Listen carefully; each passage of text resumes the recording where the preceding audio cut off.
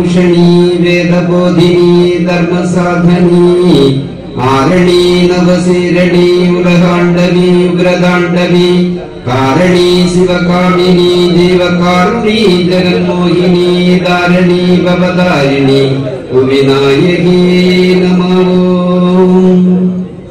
உலகராம் உணர்ந்தோதற்கரியவன் நிலமுலாவிய நீர்மலிவேணியன் அழகிற்சோதியன் அம்பலத்தாடுவான் மலர் சிலம்படி வாழ்த்தி வணங்குவான்.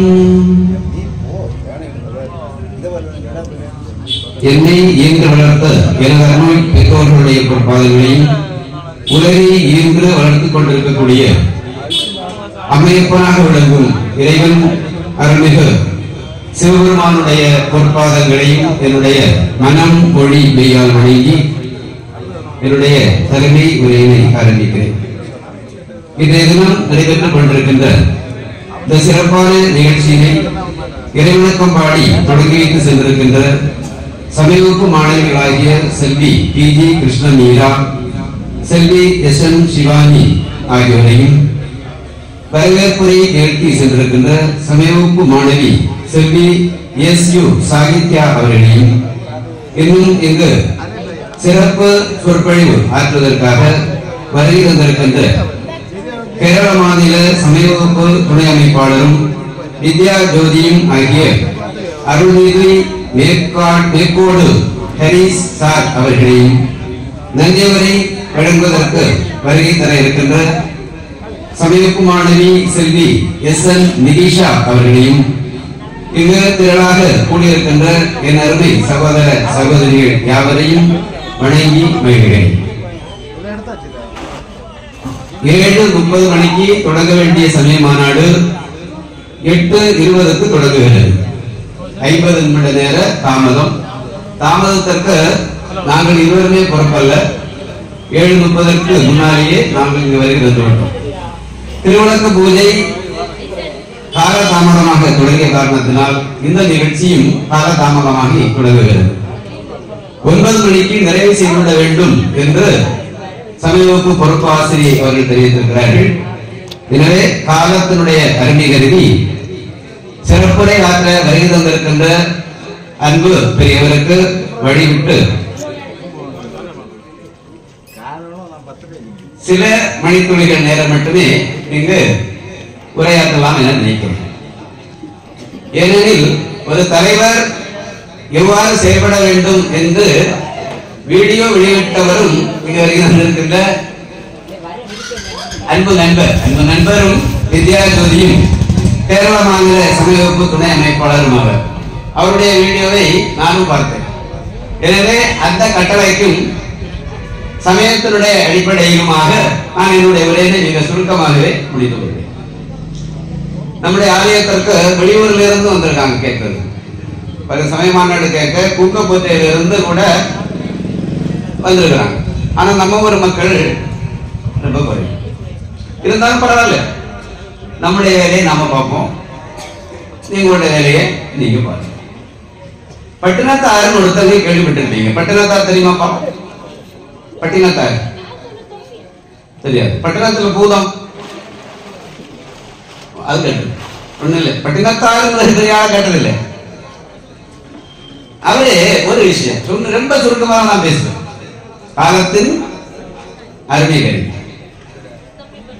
பிறந்தன இறக்கும், இறந்தன பிறக்கும், பிறந்தன இறக்கும், இறந்தன பிறக்கும், தோன்றின மறையும் மறைந்தன தோன்றும், தோன்றின மறையும் மறைந்தன தோன்றும், பெருத்தன சிறுக்கும் சிறுத்தன பெருக்கும், பெருத்தன சிறுக்கும் சிறுத்தன பெருக்கும், உணர்ந்தன மறக்கும் மறந்தன உணரும், உணர்ந்தன மறக்கும் மறந்தன உணரும், புணர்ந்தன பிரியும் பிரிந்தன உணரும், புணர்ந்தன பிரியும் பிரிந்தன உணரும்,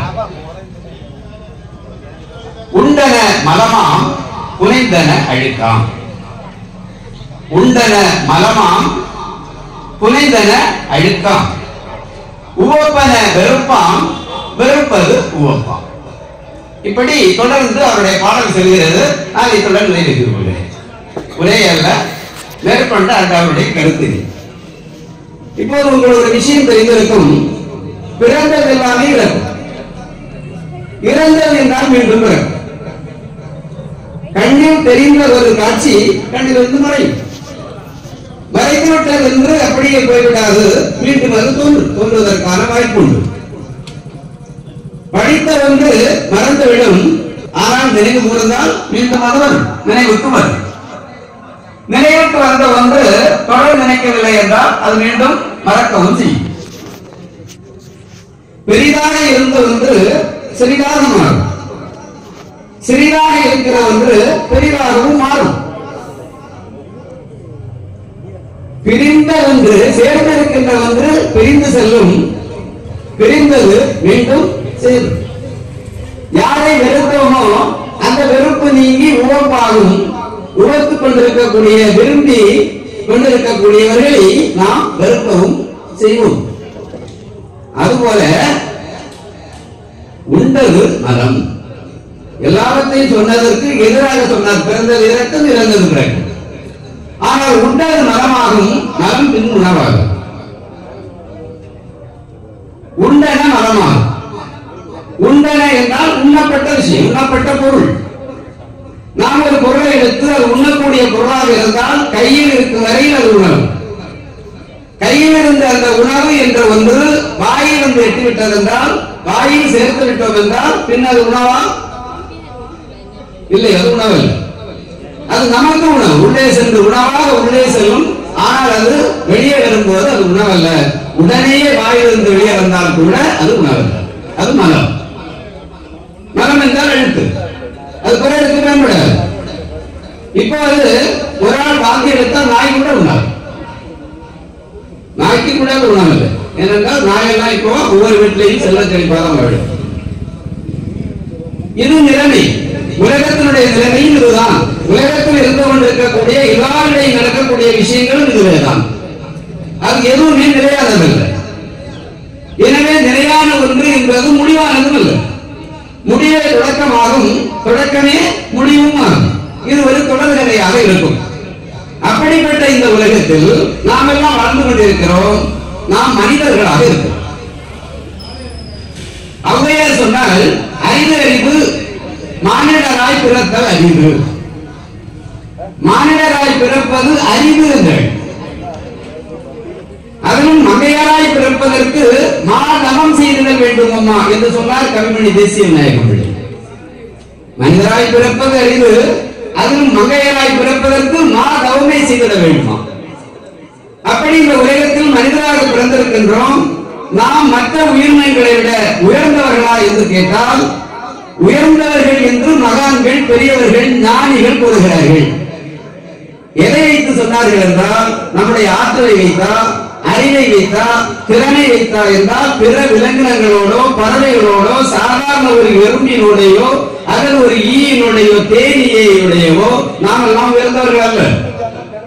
நீங்கள் நினைத்து பாருங்கள், ஒரு தேன் ஈ செய்யக்கூடிய வேலையை நம்மால் செய்ய முடியாது. எங்கே தேன் இருக்கிறது என்பதை அறிந்து சென்று எடுத்து வந்து தேனாக இருக்காது. ஆனால் அதை தேனாக மாற்றி நமக்கு தருகிறது. நமக்கு அந்த பணியை செய்ய தெரியாது. ஒரு எறும்பை பார்த்தீர்கள் என்றால், ஒரு சின்ன சிற்றெரும்பாக இருந்தால் கூட ஒரு எறும்பு இறந்து விட்டால் அந்த எறும்பை அப்படியே வாயில் கவிக்கொண்டு வேகமாக உருந்து செல்லும். நம்மால் முடியுமா? நம் போன்ற இடையுடைய ஒரு ஆளை தூக்கிக் கொண்டு வேகமாக ஓட முடியுமா என்றால் முடியாது.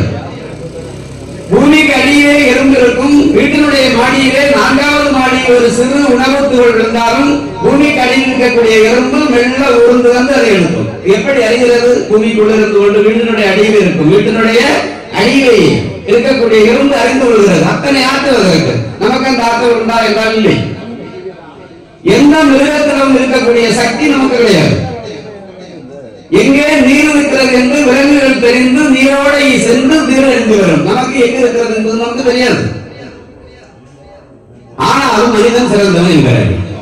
உலகத்தில் இருக்கக்கூடிய அத்தனை ஜீவராசிகளிலும் 84 100,000 யோனி வேதங்கள் உண்டு என்று சாஸ்திரங்கள் கூறுகின்றன. 84 லட்சம் வகை உயிரினங்கள். அத்தனை உயிரினங்களிலும் உயர்ந்தவன் யார் என்று கேட்டால் மனிதன். ஆனால் மனிதன் ஆற்றலில் பெரியவனா? விலங்கினத்தை விட ஆற்றல் மிகுந்தவன் அல்ல. அறிவில் சொன்னோம், பகுத்தறிவு உண்டு என்று பலராலும் பகிரப்படுகிறது. பகுத்தறிவு உள்ளவன் மனிதன் என்று அது இருக்கிறதா என்று கேட்டால் அது அவரவருடைய கருத்திற்கை விட்டு விடலாம். பகுத்து அறிபவர்களும் உண்டு, பகுத்து அறிவதாக அறிந்து கொண்டு செயல் திரும்பி செயல்படுபவர்களும் உண்டு. எனவே நாம் எவ்வகையில் உயர்ந்தவர்கள் என்று பெரியவர்கள் கூறினார்கள் என்றால், இறைவனை சிந்திப்பதற்கும் இறைவனை தியானிப்பதற்கும் இறைவனை வழிபடுவதற்கும் இறைவனை சரணாகதி அடைவதற்கும் இறைவனை அறிந்து கொண்டு இறைவனிடமே சென்று சேர்வதற்குமான தகுதி படைத்தவன் மனிதன் மட்டும். ஆனாலும் புராணங்களை படிக்கின்ற போது தெரிகிறது, மற்ற சில உயிரினங்கள் கூட சிவபெருமானை வழிபட்டதாக படிக்கிறோம். சிலந்தி சிவபெருமானை வழிபட்டதாக படிக்கிறோம். யானை வந்து திருமாலை வழிபட்டதாக படிக்கிறோம். விலங்கினங்கள் கூட, புழுக்கள் கூட, பறவைகள் கூட இறைவனை வழிபட்டன என்று நாம் படிக்கின்றோம். ஆனால் மனிதர்கள் அப்படி அல்ல. மனிதர்கள் என்பவர்கள் இறைவனை வழிபட கடமைப்பட்டவர்கள். நாமெல்லாம் படித்தவர்கள், பண்பானவர்கள். அப்ப படித்தவர்களுக்கான பண்பு என்ன? இறைவனை மறந்து விடுவதல்ல. திருவள்ளுவர் கூட கூறுவார், கற்றதனால் ஆய பயன் என்போல் பாலறிவன் நத்தாள் தொழாரியன். பாலறிவனுடைய இறைவனுடைய பொற்பாதங்களை வழிபடுவதில்லை என்றால், நீ வழிபடுவதற்கு தகுதியாக இல்லை என்றால், நீ கற்றதனால் கூட பயன் இல்லை என்கிற. அவை சொல்லும்போது வார்த்தை சொன்னேன், அறிதறிவு மானிடராய் பிறத்தல் அறிவு.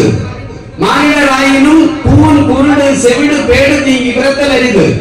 அங்கே பிறந்த காலையும் ஞானமும் கல்வியும் நயத்தல் அறிவு. ஞானத்தை அடைவது, கல்வியை பெறுவது என்பது சாதாரணமல்ல.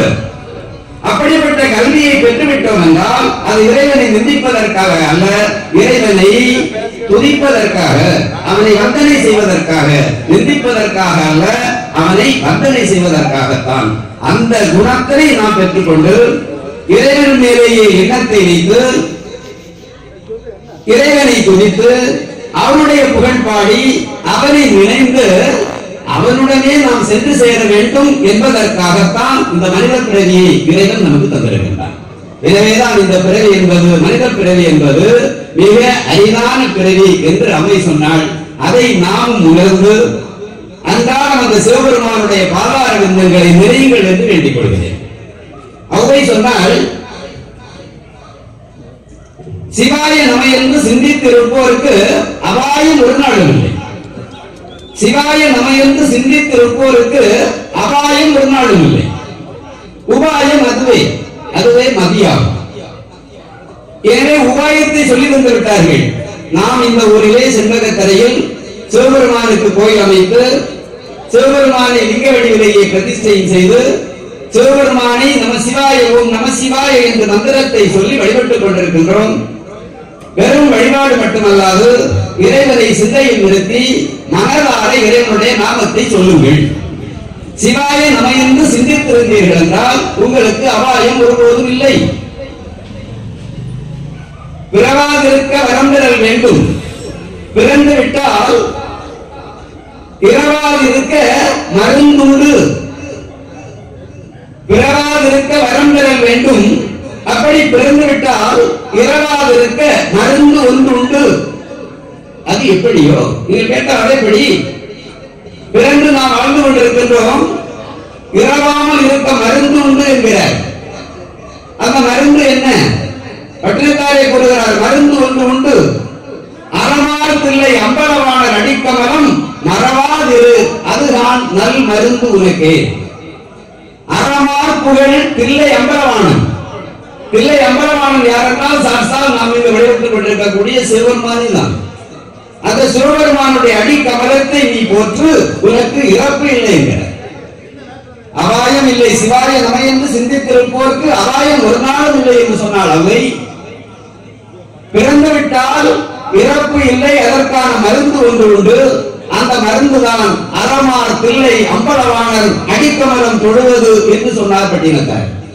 எனவே இறைவனுடைய பாதார விந்தங்களை மனதில் நிறுத்தி அவனை நினைந்து அவனுடைய புகழை நினைந்து அவனுடைய நாமத்தை வாயார மட்டுமல்லாது மனதாரம் சிந்தித்துக் கொண்டிருங்கள். எல்லோருடைய வாழ்வு சிறப்பமையும், ஆபத்தும் வந்து சேராது, எல்லோருக்கும் நல்ல நேரத்தை இறைவன் தருவான் என்று கூறிக்கொண்டு சிறப்புரையாற்றுவதற்கு